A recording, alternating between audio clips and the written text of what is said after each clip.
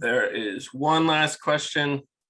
When adding new weapons during a LiveOps update, how do you bounce it against previous content? How do you avoid power creep and watering down of existing content? There's a couple of different parts of this that we do.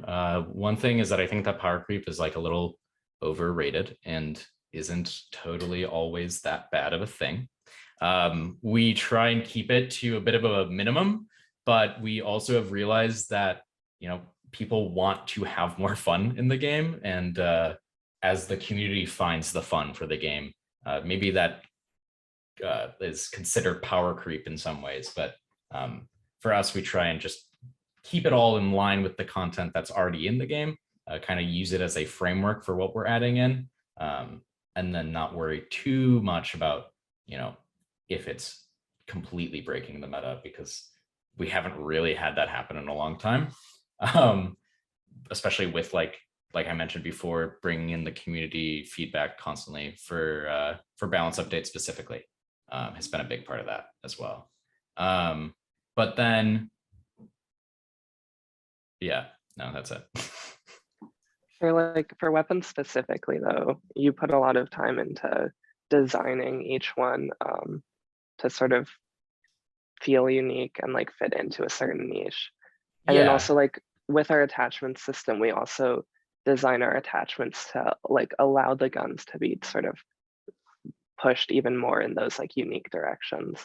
So a lot of the time. Oh, sorry, no, go ahead. No, go ahead. I was gonna say that we also, because of that like variety of the content that we're releasing as well, we're not really watering down our content too much, because we have stuff that we know has room to grow, and things that don't have room to grow necessarily, features that we feel are pretty complete in the game. Like, for example, I would think like, no, I can't say that because we're actually changing that now. Whatever, stuff that's like feature complete, I think that you don't have to add new stuff to, and that's part of the reason why major updates are really important in LiveOps, is that you can add new avenues for these content cadence releases as well, so that you aren't always watering down the same thing over and over and over again. Yeah, for a long time we were like just releasing guns like every week. And so that it started to get watered down.